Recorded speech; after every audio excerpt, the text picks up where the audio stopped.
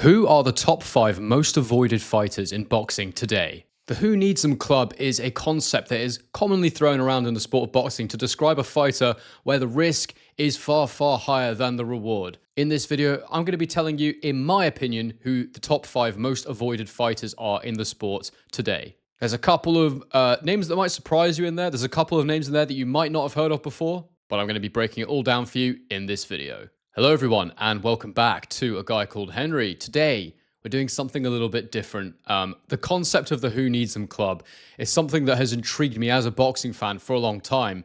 And when I first became a fan of the sport, I remember distinctly thinking and feeling, I don't understand why certain fighters don't fight each other. And it's not really like other sports where you kind of just get to sit back, let the powers that be run the sport, and enjoy your team consistently facing other teams. And if you win, you climb your way up and you get to face the best. And if you don't, then you kind of fall down, and that's just how it works.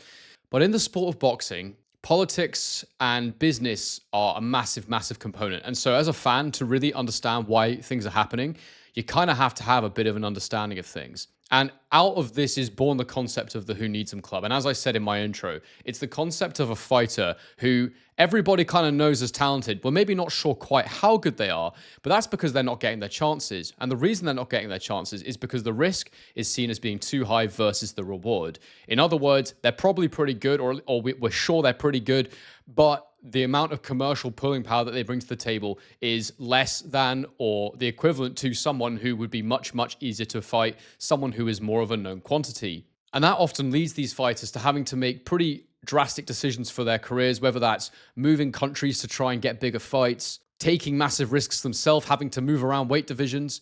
Guillermo Rigondeaux is a fighter historically that comes to mind who had to jump up a couple of weights to finally get a big fight in his career. A couple of great examples of fighters that have historically been in the Who Needs Them Club would be Rigondeaux, and of course one of my favorite fighters, Triple G Gennady Golovkin. And Golovkin had this ridiculously long run where none of the top middleweights actually wanted to face him. He did eventually have his trilogy with Canelo, but it was only once Canelo felt like he was ready to do it, when Golovkin's profile had grown high enough that it warranted a big payday. And I think that they also waited to see a little bit of slippage in Golovkin's ability levels, because he was one of the most frightening middleweights of all time. Summing it up beautifully, the risk was far higher than the reward. Now, when you're one of these guys, you're always trying to find your breakout fight. What fight can I get that's going to move me to the next level? So throughout this video, I'm going to be assessing each name on the list. I've done a top 5, so I'm going to go from 5 through to 1. And I'm going to be assessing who they are, why they're avoided, who they've beaten so far that you might know of, and who I think they should fight next, if possible, to help get them out of the Who Needs Them Club and into stardom. Before I jump into this one, guys, don't forget to bang a like on the video if you do like it. Don't forget to subscribe to A Guy Called Henry if you're new. And I want you to get your top 5 in the comments below. Do you think I've got mine right? Do you think I've got mine wrong? Do you agree with it? I want your top 5 Who Needs Them Club fighters in the comments section below. Now, you might agree with mine. You might want to reorder it. I'm totally fine with that. I do think a few of these are interchangeable. But I actually had quite a good time doing this, and I think it's a really interesting debate. Who are, right now, in world boxing, the top 5 most avoided fighters? Get me your list in the comments section below. Now, coming in at number 5 on my list is lightweight champion Shakur Stevenson. And you might think this is a strange person on the surface to have in a top 5 most avoided list, especially when you consider the fact that he's a 3-weight world champion. He's clearly had opportunities to fight the best out there, or you'd think so, in order to move up and get these world titles. So there's a reason he's 5th in my list. He is a 3-weight world champion. He is a very, very talented fighter, and commercially appealing to a degree. Most people know who Shakur Stevenson is. He's obviously from the USA. He's a southpaw, and he's someone that does have a decent following. So why is he part of the Who Needs Them Club? Well, he is actually a very avoided fighter, in my opinion, by the top guys, that is, the guys at the top level. He's definitely got some good names on his resume. Just quickly pulling up his box rec, you've got the likes of Oscar Valdez, Jamel Herring, Edwin De Los Santos was not a bad one. Harutunan, if I could say that, was an okay opponent. Josh Padley, who he fought recently, a lot of people didn't think that was a legitimate opponent, but he was actually supposed to be fighting Floyd Schofield, and he pulled out last minute. And of course, he has his fight coming up against Cepeda in about a month's time, which will be probably the best known opponent as well that he's faced so far, bar maybe Oscar Valdez. So he is slowly climbing his way out of this category of Who Needs Some Club fighter, but so far in his career, he's been avoided by Pitbull Cruz, Frank Martin, Those are two guys who, if you go and research it on record, it does appear that they both ducked fights with him. The Floyd Schofield fight is difficult to call a duck because he pulled out in fight week. There was a lot of conspiracy theories around that one, but I'm pretty sure the dude was just sick. But the big one that has been avoiding him is none other than Gervonta Tank Davis. Tank doesn't really need this fight because he already pulls in so much revenue when he fights. He's such a big name in himself. It kind of pushes Shakur into that who needs him club category. And sometimes it only takes one guy to not fight you to make you an avoided fighter. And it's probably because they're the biggest, most significant name in that division, which Gervonta Tank Davis certainly is. It's not just Tank Davis, though. Lomachenko was also rumored to fight Shakur Stevenson for a really long time. Shakur wanted the Loma fight, and I'm a massive Lomachenko fan. And I don't know if it's Loma ducking so much as it is Loma just doesn't really want to do it anymore. But needless to say, he didn't want to fight Shakur at this stage. Maybe he'll come back and do it at some point, but right now, it sort of appears that Loma has lost the passion and drive to go and fight. But why are these guys not fighting him? You know, if he is a revered fighter, if he has gone through multi-weight divisions and won world titles, well, it's largely down to his style and the fact that he hasn't got really a fan-friendly style. You know, one of the problems with Shakur Stevenson is defensively, he's absolutely brilliant. He might be the best defensive fighter in the world today. The defensive variety he puts on display when he fights. Look, I personally don't find it boring because I think it's so elite to watch. Are there fighters I find more entertaining and enjoy more? Absolutely. But I do appreciate what he's doing in the ring just from a technical standpoint. But as a result of this, he doesn't really draw the numbers that a guy of his talent level should. And it's disappointing because when he actually does put his punches together, as we saw in the Padley fight, when he can do it, when his hands hold up, he looks great. He can punch and he does have great combinations, and the way he mixes it all together is super entertaining. But the problem is I think he has pretty severe hand issues, which tend to go when he starts to really put a bit more mustard on those shots. So long story short, Shakur Stevenson's avoided because he's not super entertaining to the casual fan, and he's a very, very difficult fight. He's a very challenging fight. It's not one where you're going to come out of it with, you know, life-changing injuries most likely, or you're going to take years of punishment, take years off your career by fighting him. It's more so just that you could lose because he's that good. And I actually do think that if him and Tank were to fight, especially after watching the Lamont Roach fight against Tank Davis, I do believe that that is a very, very viable reality that Shakur Stevenson could beat Tank Davis, because Tank is always looking for that big counter shot, that one shot. He's looking to make you make mistakes, lure you into patterns, and then take you out. And Shakur is disciplined enough, I believe, that for 12 rounds, he could just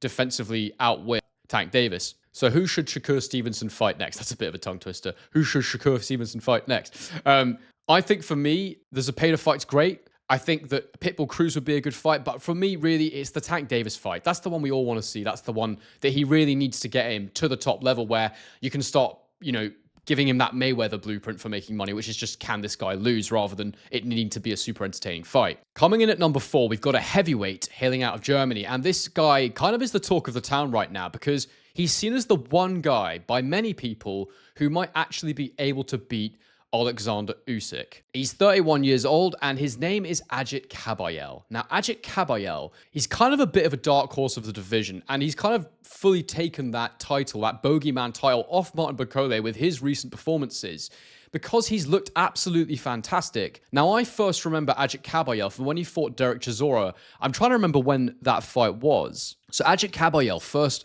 fought Derek Chisora, back in 2017. And I remember that because it was one of those special Monaco shows, from what I remember. And it was for the European heavyweight title. And he had a majority decision against what was a very fresh Derek Chisora at the time. But because of that win, because of that performance, it kind of was one of the worst things he could have done in a way. It pushed him into obscurity.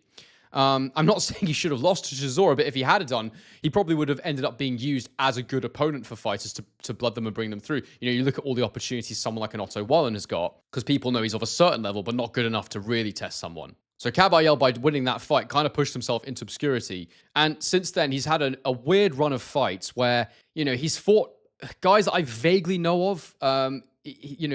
Had a few fights. He fought Rudenko, Kevin Johnson, Pavel Sauer. I've heard of all those names, but basically he had a He had a run of 6 fights over about 6 years after that, where he was kind of in obscurity. It's a weird one with Kabayel because he's definitely talented. He's definitely really good. And at the age of 32, I feel like he's at the prime age for a heavyweight.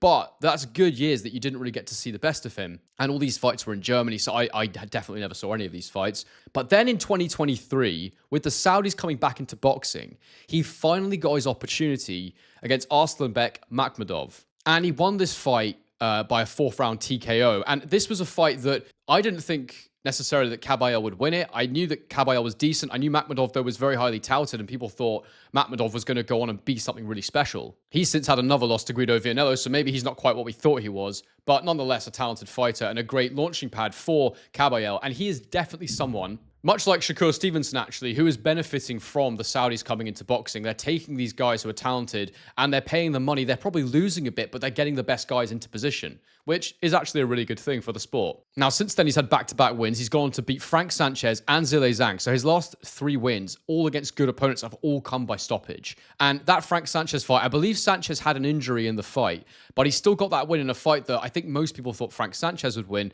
And then the Zhilei Zhang win was an absolutely spectacular performance. I mean, I thought he'd win, but I thought he'd win on points. To see him go in there and actually stop Zhang in 6 rounds was really, really special. And now the whole division really is on notice when it comes to Agit Kabayel. So why is he in the Who Needs Him club, seeing as he's starting to get a few fights now? Well, he's certainly pulling himself out of it, and he's getting close to not being in it anymore. But there's a couple of reasons why I think he's struggling to fully get out of it. One is just his style. It's a horrible style to face. You know, he's orthodox, and he's got an absolutely fantastic engine. He throws so many punches, absolutely brilliant body puncher as well. But being from Germany, not having a massive fan base, again, he doesn't bring much commercial pulling power to the table. He can't really demand fights.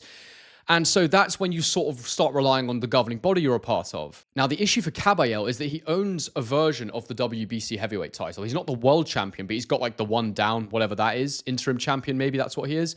And what that means is that he can't be ranked by any of the other governing bodies, which means that he's not being pushed into mandatory positions. And the WBC are notoriously terrible for ordering mandatory fights.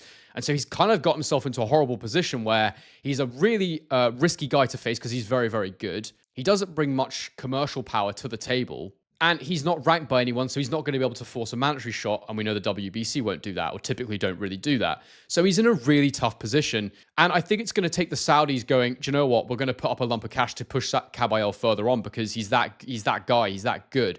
And he's someone who's probably going to have to continue to fight other guys who are sort of seen as being a bit avoided. So who should Kabayel fight next? Well, I mean, when I look at the top heavyweights out there right now, I think a Joseph Parker fight would be absolutely perfect for him, but I'm not sure if Joseph Parker is really going to want that fight. And so I look at who else is available, and honestly, any heavyweight in the top 10 right now, I think would be a good fight for Agit Kabayel. You know, if he could get an Anthony Joshua in the ring, you take it all day. A Derek Chisora rematch would even be interesting to him. You know, right now, Usyk and Dubois are about to fight, so potentially the loser of that one might take it. Even the winner in a dreamland for him, which I don't think will be the case. Tyson Fury, who actually, I forgot to say that, I think Tyson Fury is actually someone who was meant to fight him in 2020, I believe it was, but it didn't work out for whatever reason. Any top 10 heavyweight for Kabayel, maybe even a Hrgovic, would be an interesting fight, seeing as he just got that win over Joe Joyce. So yeah, any top 10 heavyweight for me. All right, at number 3 in this list, I think it'll be interesting to see how people react to this one, because I was really racking my brains for this top 5. And when this guy came up, I actually thought, you know what? I actually think he's got a really good argument to say he's more avoided than the last two.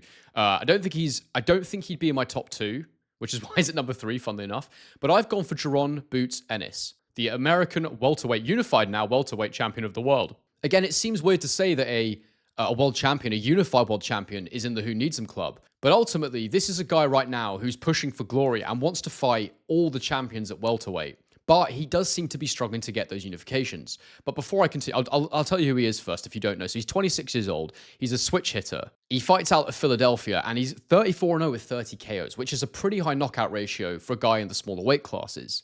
His last 3 wins have come against David Avanesian, Karen Chukajan, which was actually a rematch, and Imantas Stanionis. And, you know, it's an interesting one because who can we say has avoided him? Well, he's been at welterweight for quite a while now, and that's a division that typically has quite a few big names in it. Now, I believe he was Terence Crawford's mandatory for the IBF title for quite a while, and Crawford himself said, what is the point in me fighting this guy? And that, look, You can't really call it a duck when someone's moved up to the weight division above to get his own world title in that division, but he certainly didn't see the benefit in sticking around for Boots Ennis. I don't think Crawford would ever duck a fight, to be honest with you. For him, it's just more about the fact that he's coming to the end of his career and there's better opportunities out there. But you can say that he decided it was not really worth fighting Boots. And I can see why. I actually don't think that Crawford would lose to Boots necessarily, but I do think that he would be a tough fight, and the risk reward. This is what we're talking about with the Who Needs Him Club. It's all about risk reward. So what makes him avoided? Well, he's still not bringing massive commercial pulling power to the table, although I do believe his profile is now growing rapidly. I think people are starting to realize who he is, especially now he's picking up more world title belts. But he's a nightmare to face, and the biggest reason for that is he's an absolutely massive welterweight. He brings speed, he brings power, technical ability. He's basically the complete package as a fighter. And whilst he had looked a little bit lackluster in his last few fights, he now, because the last fight was a unification fight, it meant there was no IBF 10-pound rehydration clause. And so now he's back to the full speed, full power Jaron Ennis at 147, as long as he's fighting in unifications or he lets go of that IBF welterweight title. So it'll be one or the other. He'll either get a unification fight against a Norman or against a Barrios if he beats Pacquiao, or he's going to have to let that IBF belt go, or indeed he'll move up to 154 pounds. But of course, the worry with that is that he might continue to be avoided, and so that is quite a concerning thing. Although, as I understand it, he turned down a fight against Virgil Ortiz Jr. And so you have to ask yourself, is he really that avoided, or is he just avoided at 147? It's a question that's worth asking. And even as I'm going through this, I really feel like 3, 4, and 5 are pretty interchangeable as picks. And just to be clear as well, Jaron Ennis does claim that Virgil Ortiz fight was never actually going to happen. So I don't know what the truth of that is, but it certainly seemed like they were going to fight. And I do think the fact that his name is in the mix with a guy like that is indicative of the fact he's probably very close to not being in this situation he's in anymore. So who do I think he should fight next to get that breakout fight? I think he's going to want to unify 147 pounds if he can. The issue is there's not many big names there, but Devin Haney is now up at 147 pounds. Teofimo Lopez looks like in the right conditions, he would go from 140 to 147. And he's just had his fight with Devin Haney fall through. The negotiations are off as it stands. And so I'm very interested to see if one of those two ends up fighting him. I think either of those two, or Ryan Garcia, even though Garcia lost his last fight, would be good. I actually think, as I'm talking, I'm remembering who I think he should fight. I actually think a Rolly Romero fight would be a perfect next move for him at 147 pounds, if that fight can be made. If not, there's plenty of opportunities up at 154. There's some big names up there for him. I actually think that Keith Thurman would be a very interesting fight for him. Keith has just come back. I thought he was going to be fighting Tim Tszyu, but he's now got the Fundora rematch. So I think if they could get Keith Thurman in the ring, that would be an excellent move for him. Keith actually looks like he's got a decent amount left, and he's really talented, very, very special fighter in his day. Don't think he's got the same amount that he had in his prime, but it would be a big name for him to break out into the US market. And so I think any of those would be good, really. All right, moving on to my number 2 pick and my runner-up for the most avoided fighter in the world of boxing today. And this one's hard for me to talk about because he really has come from obscurity. And that obscurity, it's a weird one. It's kind of self-enforced, but we'll talk about it. So my number 2 most avoided fighter in the world today is Bakhram Murtazaliev. And you might be forgiven for not knowing anything about Bakhram Murtazaliev. But he's a 31-year-old super welterweight from Russia. He's an orthodox fighter, and he was the IBF mandatory for like 5 years. It was mental. I'm not even sure. I don't know the actual timelines on this. I don't quite understand it. But when I look at Murtazaliev's box rec, it is utterly bizarre. So basically, when you go on Murtazaliev's box rec, he turned pro in 2014, and he fought basically no one until, let me see, who's the first fighter that I've heard of? It would be, I think I've heard of Valenzuela, but I'm going to go for Jack Colque, which was in 2024. So this guy had 10 years of fighting in absolute obscurity, mostly in Russia at the beginning, and then he moved over to the US where he fought. That Colque fight was in Germany, but he won that fight by KO in the 11th round. And honestly, this guy was kind of nowhere to be seen, and he was constantly taking step-aside money from Jamel Charlo so that Jamel Charlo didn't have to fight him. And it's one of those where you kind of go, well, is he really in the Who Needs Him Club if he's taking step-aside money? Why would you take step-aside money? Surely you would just refuse, and then you get your mandatory shot, and you can, get your name out there finally. But one, we don't know how much that step-aside money was, but two, we don't know if he even would have got a big fight for the belt, because that fighter could have easily vacated it, and he would have been in a very similar position still. And you're essentially being paid to not actually fight anyone, not take any damage on your body. I understand the appeal. And you're only offered step-aside money, really, when you're seen as a bit of a threat, a bit of a risk. And so in that sense, I think it's okay to call him an avoided fighter still. And honestly, this guy, I mean, to be as good as he is based on his last performance and to not have fought anybody, and he's 31 now, and to have been pro for, over 10 years is absolutely crazy and weird. And I don't understand it fully. I don't really get it. But he really has been that guy that's just been waiting in the shadows for his chance. He finally got his chance against one Tim Tszyu, which was for the IBF super welterweight title. And I think Tszyu probably took the fight because Murtazaliev was an unknown fighter, and he probably thought, well, this guy can't have much about him if he's just been taking step-aside money for years. And actually, he was criticizing Murtazaliev in the build-up to the fight, saying he was the step-aside champion and all this sort of stuff. And he went in there, and he absolutely obliterated Tim Tszyu within 3 rounds. I mean, it was absolutely stunning and startling, and what a performance. And he just looks scary. He looks like a serious puncher. He's technically good. He's very similar, actually, stylistically to Beterbiev. And I rate him very highly based on that one performance. To know how good he really is, we need to see him in the ring more. But of course, since beating Tim Tszyu, which was 8 months ago, he hasn't had a fight, and he doesn't have another fight scheduled. And so I don't quite know what's going on with Murtazaliev, but I think it's probably the same thing. Is anyone with a big name actually wanting to fight him? Tim Tszyu doesn't even want the rematch. He's gone off and he's doing the Fundora rematch instead, having already fought against... Actually, he was supposed to fight Keith Thurman, sorry. So Tszyu's having his comeback fight, or had a comeback fight against a lower-level opposition, rather than getting the rematch, which I'm absolutely certain he could have got. Because like I say, Murtazaliev is just not a pull. And I think this guy is very, very close and arguably is the most avoided fighter in the world. That classic, absolutely no profile, seriously high risk. We saw what he did to Tim Tszyu, almost destroyed Tim Tszyu's career. And he's just in that position where he really, really needs a big fight at 154 pounds. And when you look at the super welterweight division right now, I mean, there's so many good fights for him in there. So many good fights for him. I mean, Terence Crawford isn't available. He's going to be fighting Canelo. He's moving up to 168 pounds for that. But Virgil Ortiz Jr., Xander Zayas, Keith Thurman's in there at the minute. Whether he fights at 54 or 47 remains to be seen. But Israel Madrimov, Serhii Bohachuk, Fundora, who's fighting Tim Tszyu. Again, Erickson Lubin. There's so many interesting fighters in 154 right now. Conor Benn, I don't know if he'll stay at 154, but he'll never fight Murtazaliev in a million years. But if I was picking one fight for him, and I'm basing this on pure entertainment value and a fighter that might actually fight him, I'd take Serhii Bohachuk. I think that Bohachuk would fight him, and I think it'd be an absolute war. But if he wants one just to break out, if you were picking one name just to get him out there, I'd probably go for Virgil Ortiz Jr. I think that would be an incredible scrap as well. But the funny thing about this guy is, again, like most Who Needs Some Club fighters, we think he's really good, but we don't actually know how good he is because we've only seen him in there, really, with Tim Tszyu, who could properly test him. And so, yeah, we'll wait and see how he gets on and what happens next. But he is my number 2 most avoided fighter in the world. And my number 1 most avoided fighter in the world is current unified middleweight champion of the world, Janibek Alimkhanuly. And this guy, the avoidance of Janibek is actually very reminiscent of one Triple G Gennady Golovkin because they are both from Kazakhstan.